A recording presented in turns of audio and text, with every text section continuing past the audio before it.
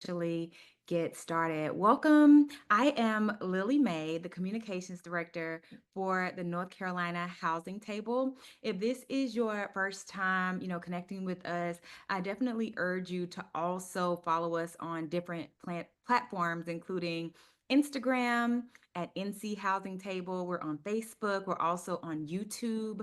So I definitely encourage you to connect with us on all of those platforms. And I'm sure most of you are on our email list, but if you're not on our email list, I invite you to visit nchousingtable.org and join the email list so that you can stay in the loop of our upcoming virtual events as well as in-person events.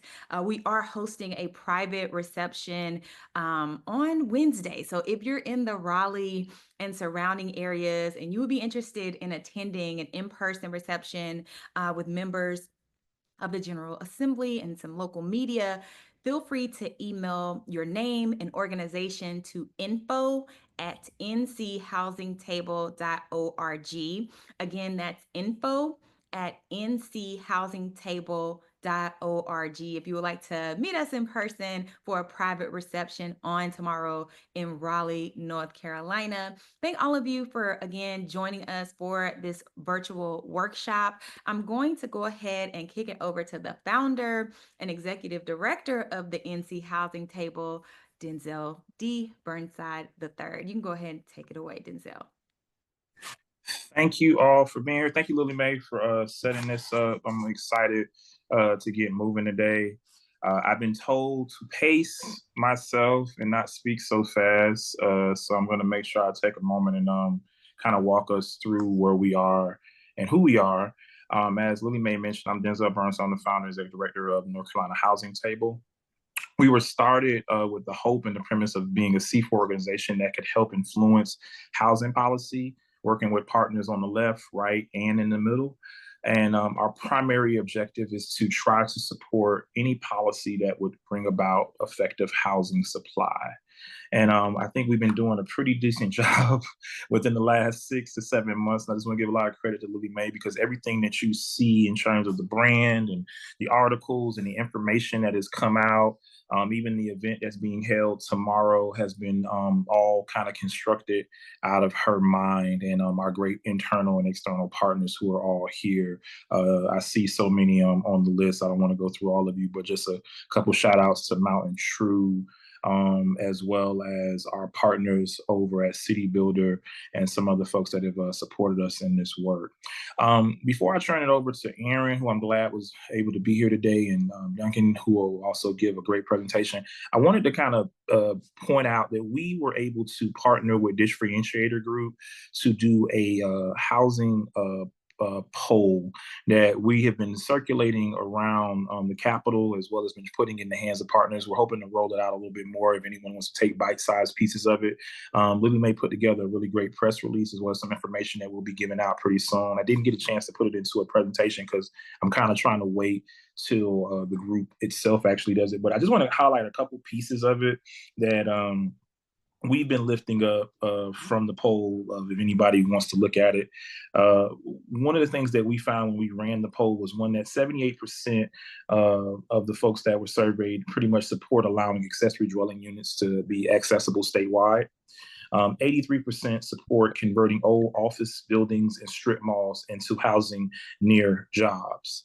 81% of North Carolina voters say that the average person cannot find and afford an affordable home to rent or to buy.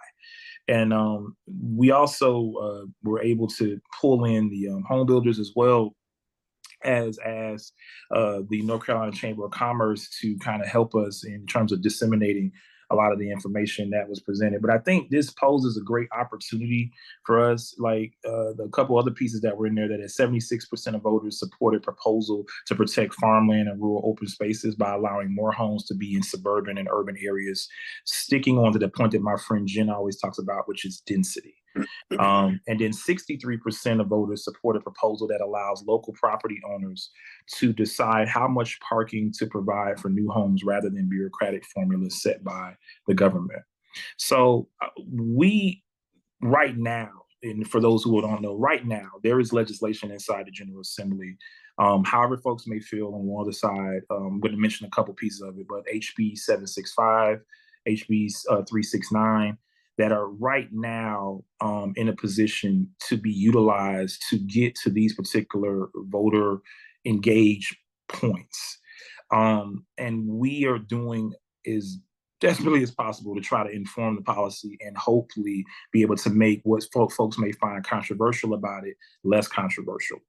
And so, with that being said, I walked a slow pace. I put all of the information out there as best as possible. I want to make sure I give time. I see folks are still logging in, but I want to make sure I want to make sure I give space to transition to my friend who I was introduced to by Jen Truman, who openly, when I said, "Hey, I'm going down this pathway.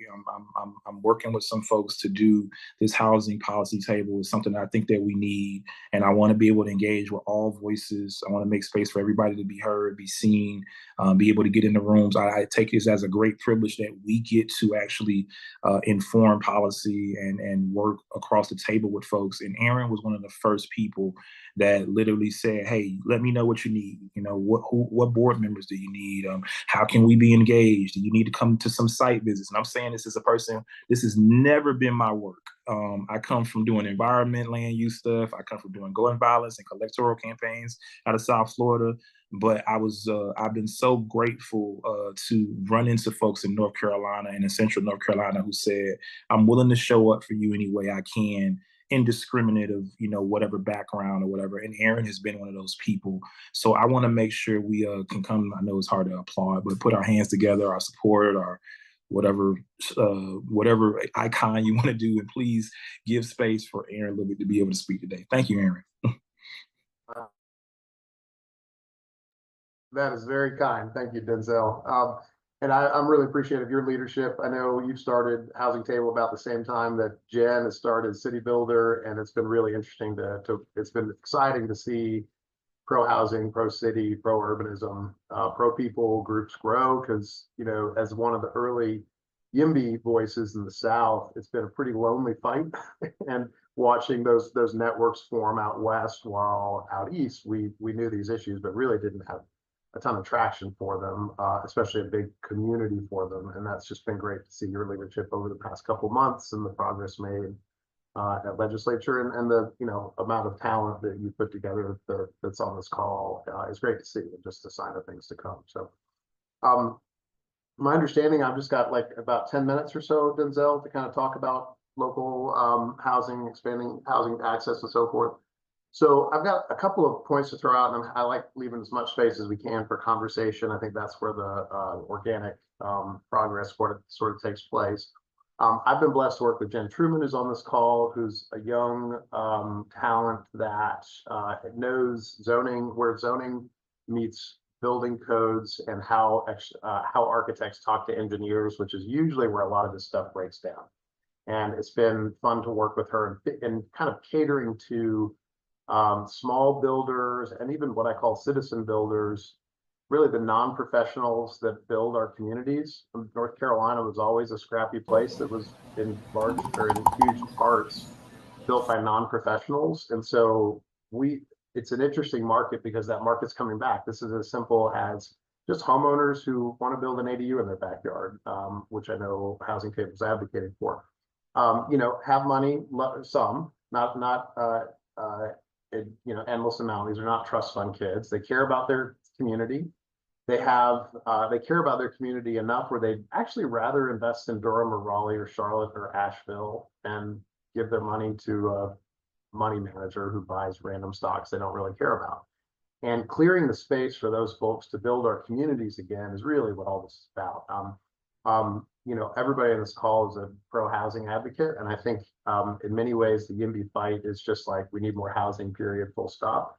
But it really is about what kind of housing. And even though we need it should be a yes and we need more housing and it should be great, and there shouldn't be a need to compromise on that.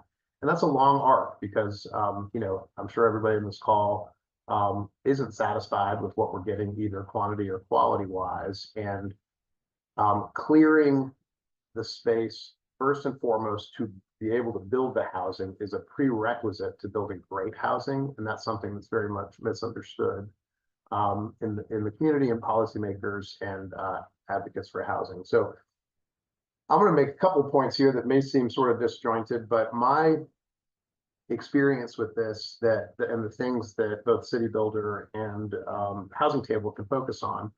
For the practitioners of us on the front lines doing permit drawings, the unpredictable nature of it is really a drag. And I'll give you an example, and I apologize, I didn't have time to prepare, but we submitted permits for two identical, very simple 1,200 square foot homes about 2 years ago. They happened to be, by nature of when they were submitted, they were reviewed by two different permit reviewers. And one came back with 30 comments, the other came back with 2, right? Very simple homes, not all that complex. And none of it, the nature of how to prepare for that is very difficult for particularly these undercapitalized builder developers that we work with, because it's hard to know whether you're going to hit the whammy and get stuck after spending $3, $4, $5, $10,000 on permit drawings. That unpredictability ultimately keeps people away from participating in these markets that are otherwise inclined to, and then they tell people that their horror stories of, you know, putting thousands of dollars into something and failing, that scares off people too. So it's not even necessarily about making regulations lighter or removing things. It's really, this particular point is just about making them clear. And you hear about that from HBA folks that often say things like, just tell me what the regulations are. I don't have to like them, but at least if they're clear, I can plan.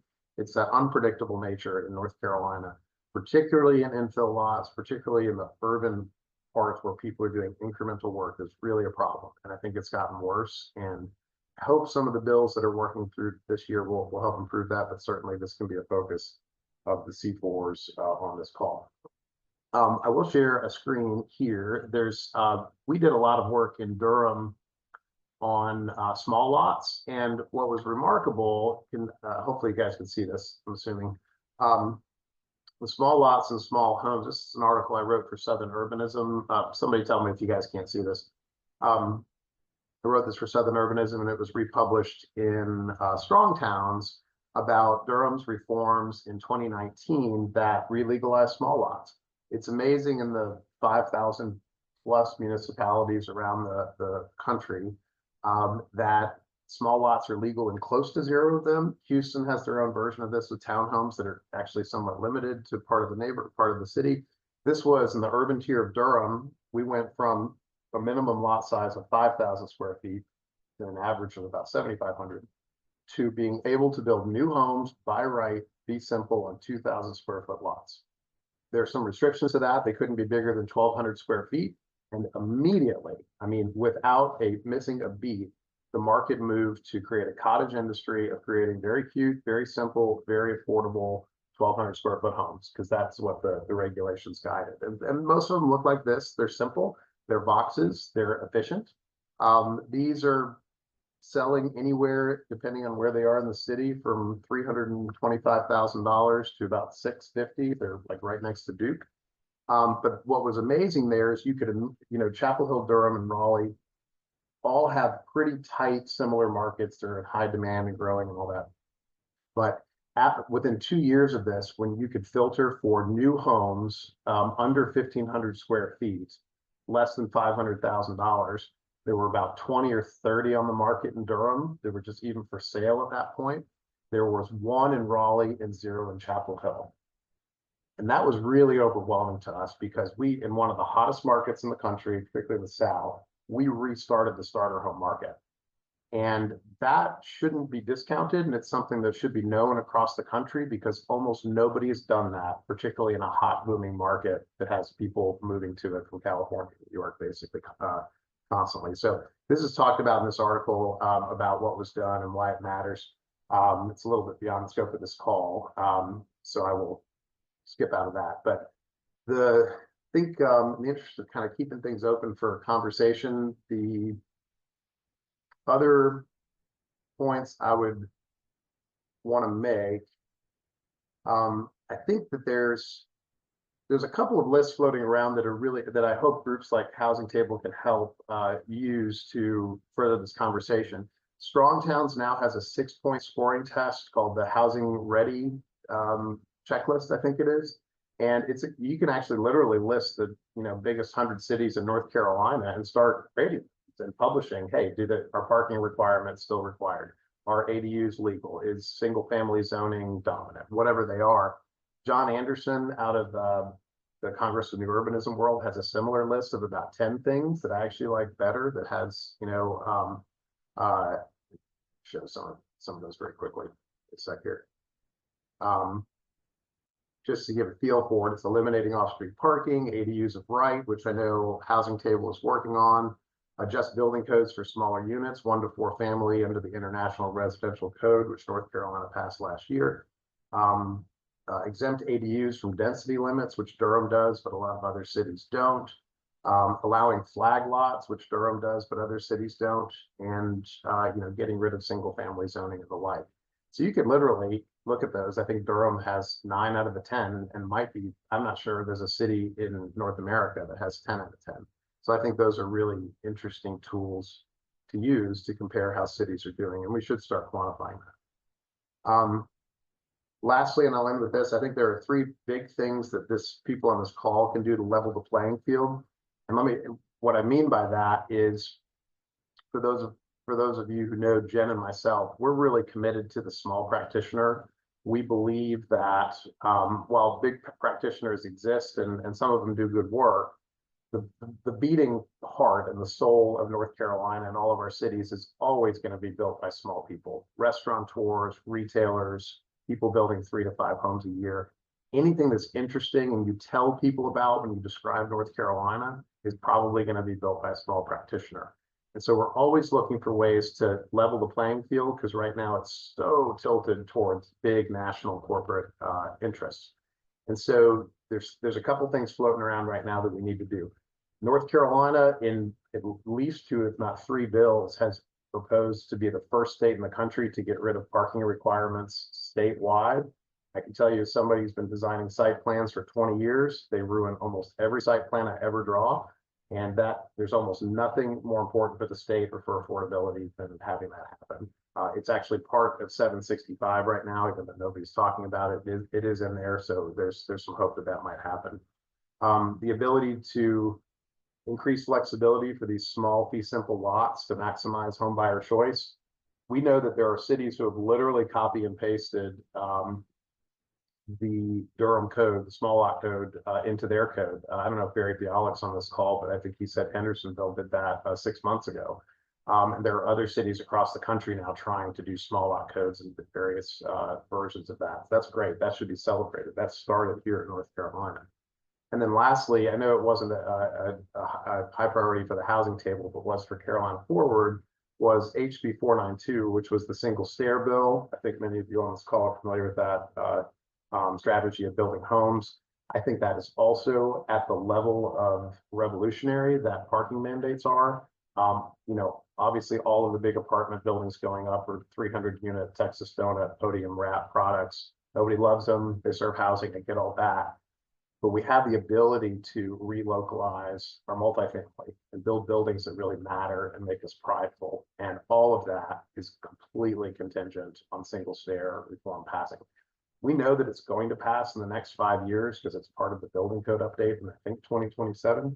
So this is really just a matter of accelerating that, and it's open for some party to claim political win by getting it passing in other states.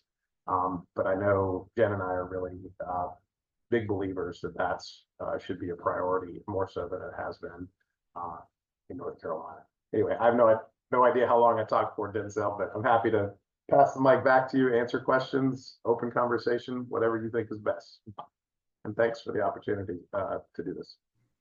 No, thank you very much, Aaron. We will have some time towards the end, right, Lily Mae, to give folks a question and answer. But I appreciate you, Aaron, and definitely want to add, we were definitely trying to push the single stair with Carolina Forward in front and behind. So yeah, it's I appreciate the points that you put together. We'll have some more collaborative conversation around it. Also, our next speaker is Duncan Schroeder. I want to also give acknowledgement to him as well because he also reached out. As I said, I had all of these strange bedfellows that just came around when I was trying to get this moving. And so I want to just say thank you to him as well and his group. I would say, may say it wrong, but I want to make sure I say it right. It's Mercatus, right? Right? Did I say it right? Mercatus. I I'm always want not to say actually speaking, but Charlie is going to be Charlie's. speaking, Okay, one I of want our to make sure. housing scholars. He's on the Okay, call. yeah, I want to make But sure. yeah, thank you. For those who don't know, I'm our state policy manager. So I work really closely with Charlie and some of our housing scholars to get their research out to state legislators. And one of our primary focuses has been North Carolina for many of the reasons that have discussed so far and we'll discuss today. Appreciate it. So wanted to segue from making sure that thank you, Duncan, for connecting. But Charles, I have not met, but I'm really interested in form of seeing what all you are doing, and he's going to present us some stuff on policy focus. So you take it away, Charles.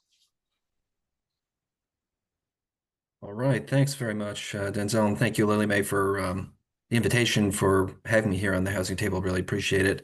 What I would like to chat about today, just very briefly here for the next 10 minutes, is just giving a little bit of a national perspective in terms of what has been going on over the last couple of years. They've been very, very active years for housing reform. And then also focusing on the current legislative session, which has been the most active of the last three. Really, the greatest number of bills, and as far as we can tell, it looks like the most successful year for bills actually getting passed in most states.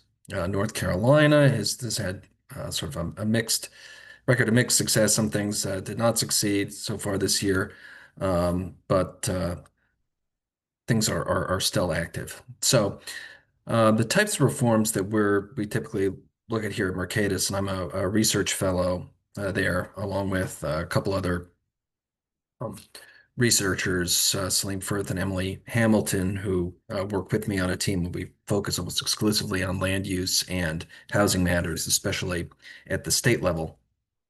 I'm just going to share my screen here and see.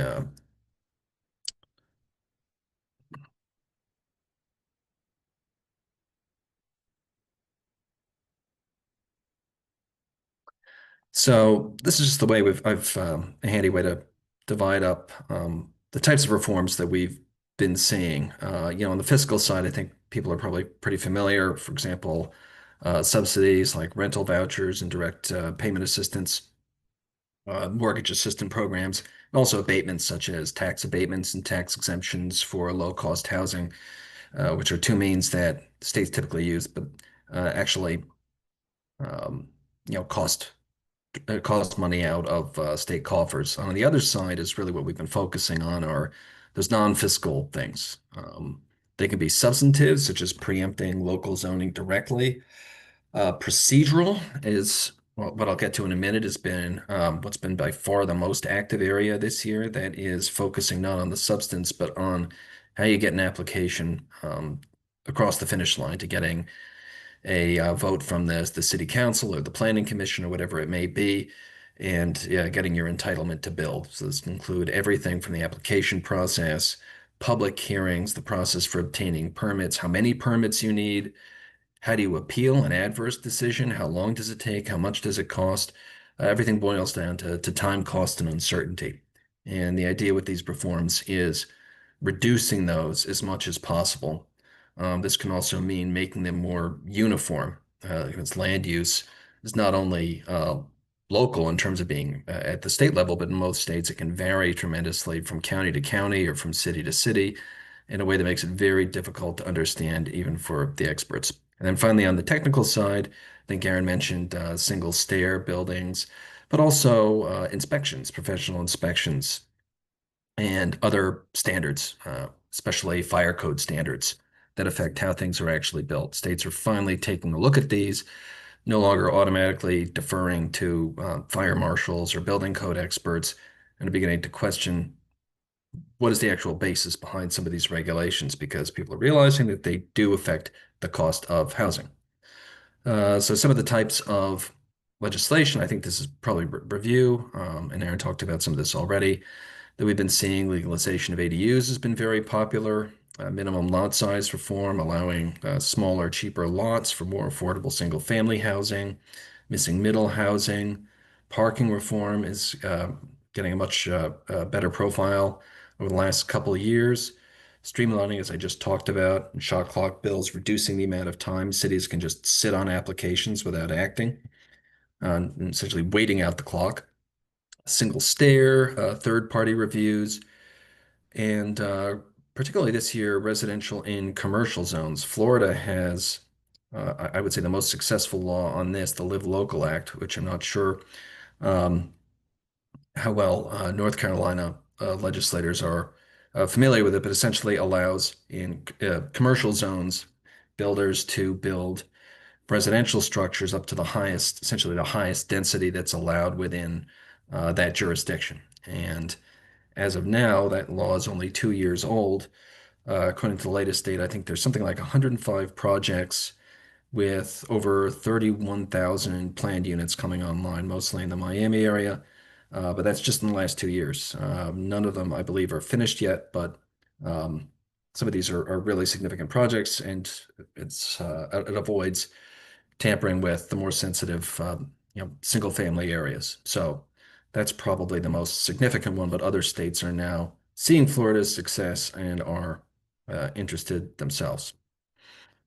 So this is just looking over the last couple of years, 2023 and 2024, to show you where reform has been active.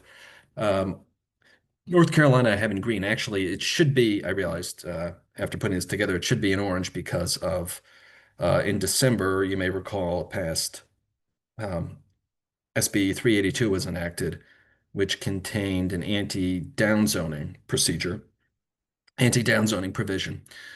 So I would classify that as a 2024 reform, but otherwise, you can see it's been heavily concentrated initially in the West, where the housing crisis hit really earliest, starting in California, and then has spread from there.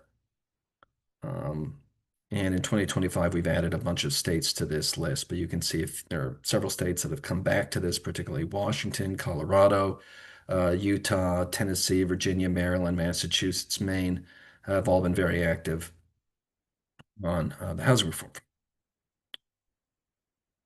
Okay, so this is just looking at this year as compared to the last 2 years, and you can see the number of introduced bills has actually grown. I think some people thought, well, um, there's a housing crisis. This maybe will capture legislators' attention for a year, and then they'll move on to something else, right? Something else. The next latest thing will capture their attention, and we'll see them move on um, after a series of bills. Actually, this hasn't happened. There were more bills in 2024 than there were in 2023.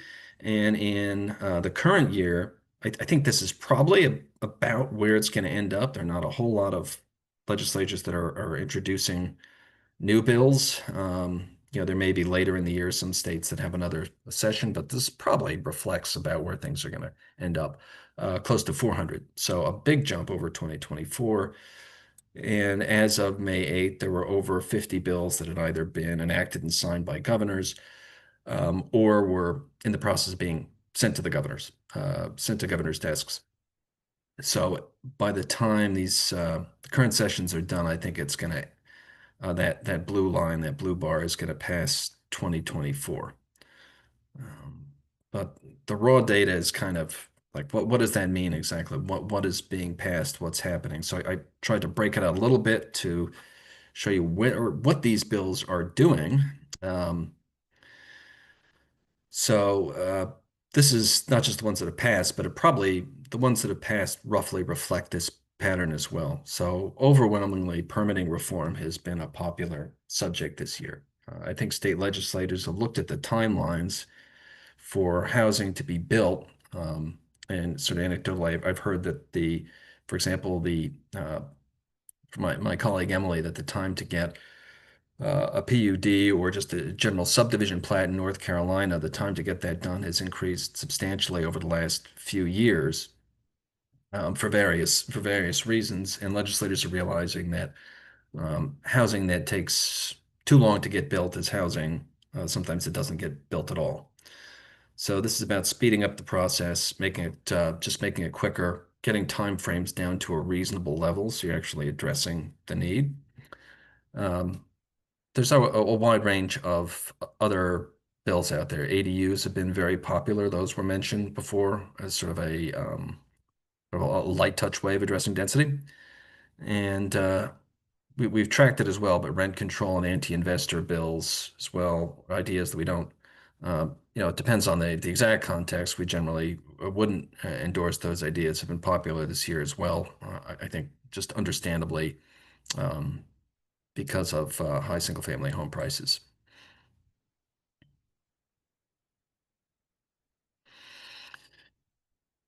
And across the states, what are the very latest bills? The number of states that have adopted statewide ADU laws has expanded to Arkansas and Iowa. It's interesting. I don't think anybody really saw Arkansas leaping into the game, so they were sort of a surprise entrant there on statewide ADUs. Their legislature passed a pretty strong bill, which the governor signed. Um, uh, Prohibiting discrimination against manufactured housing in Kentucky, parking reform in a couple states, building code reform, as I mentioned before, is spreading, cutting red tape. That's permitting reform has been very popular. I think we're going to add quite a few states to that list, within a month or two. And Arizona following Florida with the residential and commercial idea, not quite to the same extent. So this is sort of where things stand now. The question I do get frequently, I would say, is, well, this is great that all these states are doing this. This is fantastic. The numbers are great to see, but where are the actual results in terms of housing production, right? How is this actually going to address the housing crisis we're in? All in all, say it's too early to say, but we do have, for example, we do have the success story of Florida with its Live Local Act. Um, and we have seen success stories of, infill success stories over time in certain cities that have essentially adopted some of these reforms at the city level, uh, even before the state got involved. In North Carolina, you do have for example, in Durham, I think, as Aaron's talked about a lot, the small home infill, which has been successful. Nashville has done something like this. Seattle has a similar program. So we've seen these at a local level be quite successful. And so if the state reforms mirror those, hopefully other cities will be able to enjoy the same sorts of success. And just going back to SB 382, that was quite interesting because that's one of the more aggressive anti-down. There's a few states that have anti-down zoning provisions or statutes. Florida has the Harris Act. Arizona has Proposition 287. But SB 382, or at least the last two pages of it, which is where that language was sort of tucked in there at the end of a pretty long bill, was just pretty much altogether prohibited downzoning. And my colleague Salim and I wrote an article on this just a few months ago, which I'd be happy to drop in the chat here. So it'll be interesting to see, I think, looking ahead to this current session, what happens to that bill. There are, I think, 17 bills currently pending in the North Carolina legislature, at least, including some that would address that provision. I think potentially repeal it, but would introduce other ideas. So, but we can just see our take there. We kind of had so it's a good idea. Maybe it could benefit from certain changes because that is something that you frequently see that localities will down zone an existing multifamily zone when it suddenly becomes an opportunity for development.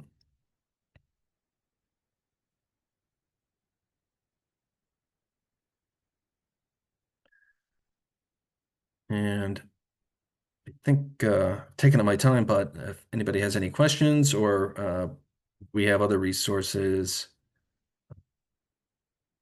that I'd be happy to share separately if anybody's interested, or Duncan, feel free to drop in the chat. Fantastic, fantastic. Thank you so much, Charlie and Aaron, for sharing such dynamic insights. We definitely have time for conversation. So if anyone has any questions that you want to have clarity on, please put those questions in the chat, because we definitely want this to be an enlightening conversation for everyone. Denzel, while we wait for people to put their questions in the chat, is there anything else you wanted to add? Yeah, definitely want to say thank you. So there's a lot of partners here. I know there's so many. Thank you, Charlie and Aaron, again. Thank you, Duncan, for connecting me to Charlie so that we can get him in. And this is definitely going to help and inform our work. I guess for us, definitely we're working tooth and nail to try to get what we kind of, I keep saying to our folks internally, like we're trying to roll this out like a Marvel movie. If we can get just phase one done, right? We need an Iron Man product in some form of legislation. And in the light lifts that we thought would have made it through the ADU bill on both House and Senate, of course, we thought that would have just sailed through, but that fell to some weird cannibalism internally. And I thank you, Charlie, for giving this, because we got to have a conversation, hopefully, with the governor as well. I guess from both of you, and maybe I'll defer to Charlie first as a question for me to inform the word. I'm from Florida, so I was really impressed with the commercial developments on stuff. But there's been this real pull, not so much with NIMBYism or YIMBYism, is this more city and rural than anything else, which has been our pressure, and trying to set a new standard. What have you seen, I guess, to you, Charlie, in terms of policy from other states that has been successful in implementation, and how to package it from a campaign wise, or what were the factors that brought about states like Arkansas or, other states that are in the South? Because we looked at those legislation. And to you, Aaron, I guess there's a question, is that we've been trying to make this like a pro-business conversation. How do we position that dialogue to legislators to say, hey, this is a way to, because most of the folks who are building these single stair multifamily projects are smaller developers who can't meet a 4-year, 300,000, 400,000, 500,000 time bill or not shot clock regulation. So I'll deferring to Charlie first and then to you, Aaron, because it'll help me to put together some pieces in the conversation as well.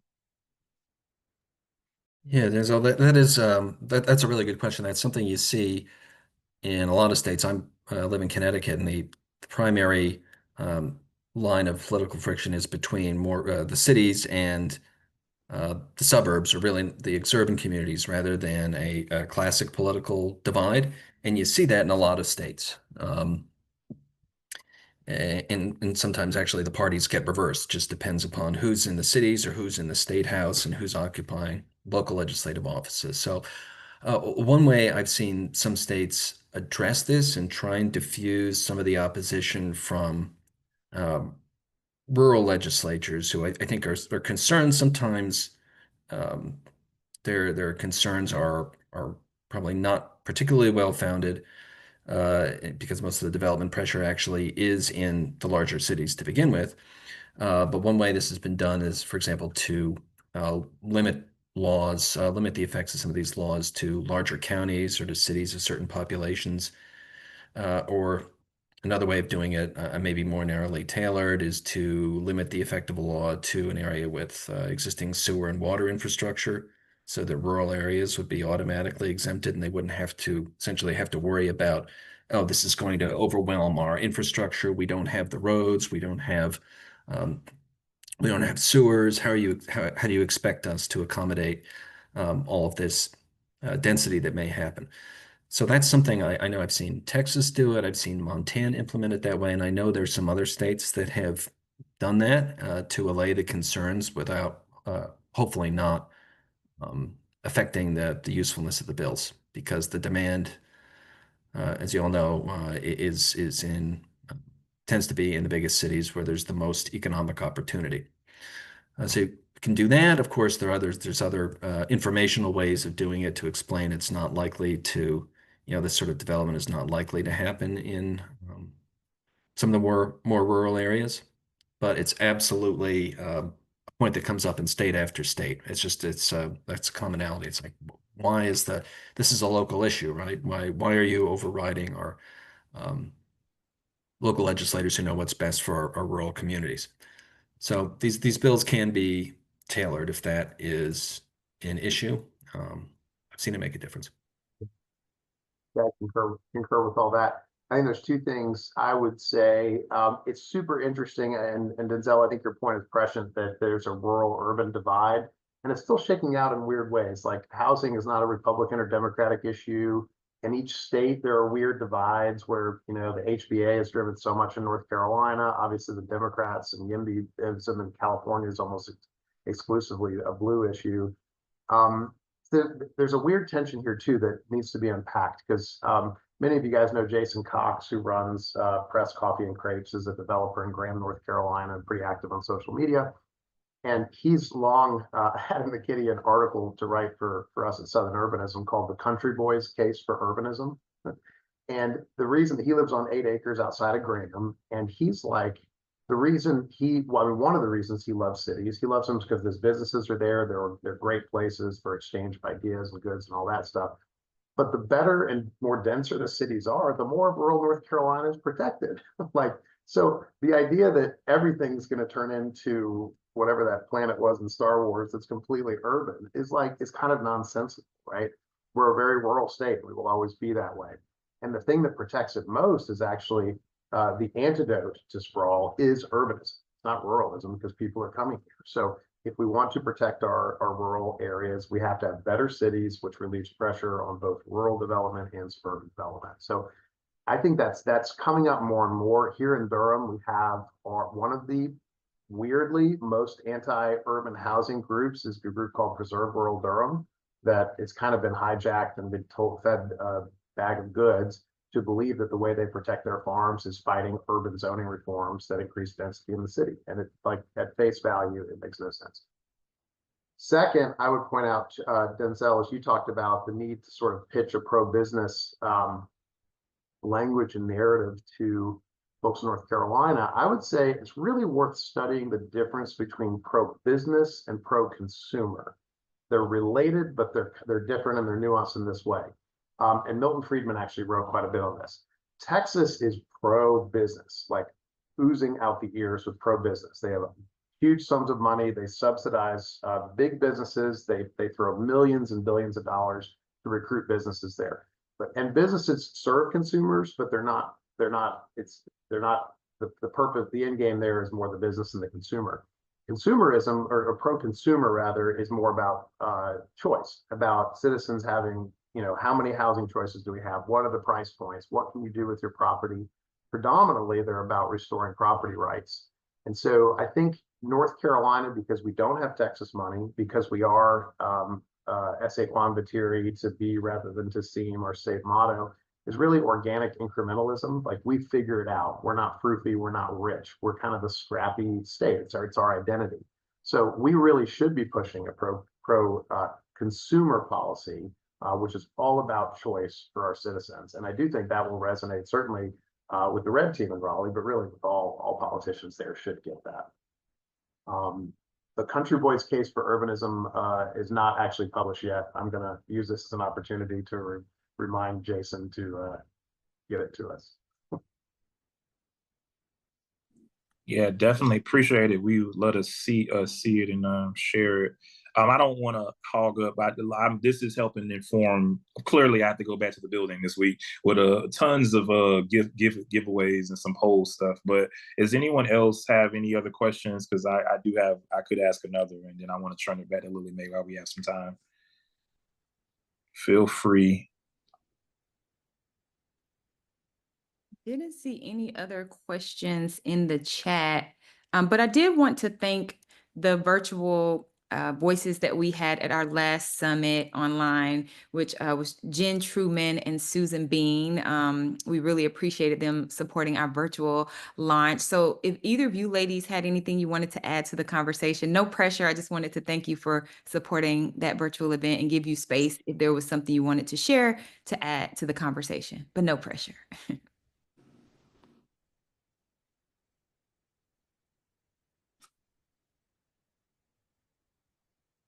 Okay. All right, cool. Jen came off. Jen, you want to say something? Sorry, I have a baby in the room with me too, so I had to wait till there was maybe not noise. See the bluey. The only thing I was gonna add is that we know that there's more advocacy that's needed in the session to back you up in your trips to the State House, Denzel. And so I guess my question was kind of like, what's the best way to stay plugged in to like when should people be making phone calls and like is there a timeline for votes? Like crossover is a big deal and we all know about it, but then after that it's always sort of vague to me, and I pay more attention than most folks, so I don't know, that's my question, is like what's the best way to know when to make phone calls or bother people about the next steps? Yeah, that's been the balancing rod, is that we don't technically have like a coalition as of yet that we can like mobilize and say, hey, do this. And sometimes we're being informed also by our lobbyists and policy folks. So I've been trying to like communicate with everybody within and I want to mention we are kind of setting up, and we kind of, some of you have been involved in when we sent out. I want to give a shout out to Martin Johnson, because he's my internal wonk that I can go to about a lot of stuff that I just don't understand.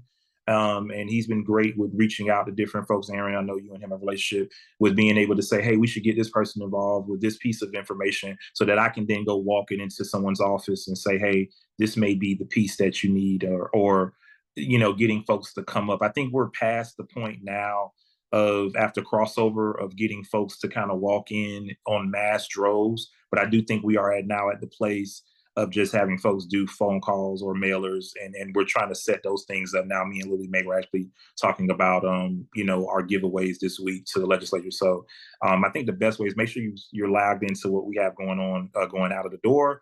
But also, we're creating a mobilization list now that we're probably talking about on Thursday, to say, hey, we need help in these areas if anybody wants to assist and get moving. So Martin, did you want to say? I saw you come off as well.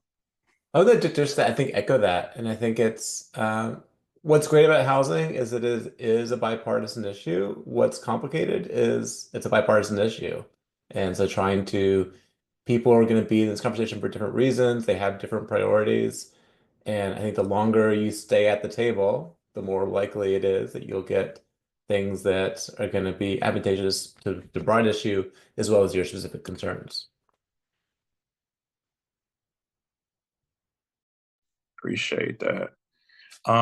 Did anybody else have another question or space? I saw, Hannah, your statement. I definitely I've been trying to get back in the relationship with the Triangle Community Foundation, but I appreciate that note about them putting out the affordability.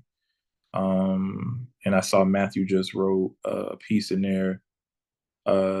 So I'm reading country case for, we've been having that conversation like transportation land use. Are there any lessons that we can take from rural buffers of Chapel Hill and other similar old school smart growth initiatives that have passed here in North Carolina? Aaron or Charlie or anyone want to offer something? Yeah, I mean, I've got some really strong opinions on the rural buffer in Chapel Hill, because I partially grew up there and was partially displaced from there. As were most of the people I started my original business, didn't have room for people who were starting their families and not wealthy in around 2000. Reach out to me offline on that, Matthew. I don't want to take up too much time here for it, but rural buffers are really interesting because they are been used as a tool productively in much of the world to get rid of, in new urban terms, T3 suburbia, and keep really great cities and really great rural areas, which is, probably a vision most of us share. But when they're not coupled with urban reforms, which never happened in Chapel Hill, Chapel Hill voted themselves onto an island and enriched themselves at the expense of people that didn't own property there. And so I am not a fan of the way that was done. And I think it is a really worthy study, both on Chapel Hill and for other cities. Thanks. Yeah, I'll just throw in my 2 cents there. I agree with everything Aaron said. I'm not as familiar with the North Carolina examples, but Lexington, Kentucky is probably the most famous example of an American city that did pass a sort of a growth boundary, urban growth boundary, way back in the 1950s, which was successful to some extent, but also ended up displacing a lot of development to large lots into the counties that surround it. So it wasn't a statewide comprehensive plan, and it did some good, but also had some negative effects. On the other hand, the northwestern states, Oregon and Washington, have had some success with, I think, using growth buffers in the way Aaron described them, not as an anti-growth policy, but as a way of encouraging growth that is fairly dense, compact, and contiguous, and isn't just overspreading the landscape with large lot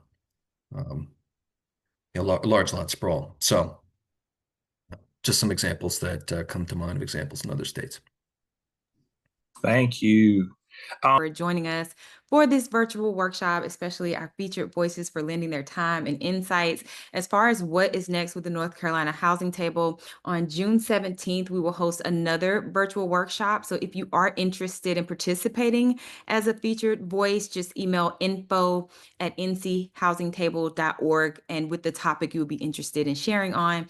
Also, as I mentioned, we are hosting a private reception tomorrow for members of the General Assembly. And if you are local to Raleigh, North Carolina, or surrounding areas and are interested in attending that, for consideration, just email your name and your organization to info@nchousingtable.org. And lastly, we always like to, show our gratitude for your support of this work and supporting the virtual workshops that we're hosting. So we are again giving away 3 Starbucks gift cards. This time, in order, to enter for the giveaway, I simply ask you go to our Instagram page, which is NC Housing Table, and leave a comment under the workshop flyer to just let us know what your thoughts were, what the highlights were, or anything that you would like to share as far as what you learned or, your experience of this virtual workshop. And I will be picking 3 comments to win the Starbucks gift card. So again, simply go to our Instagram page, which is NC Housing Table,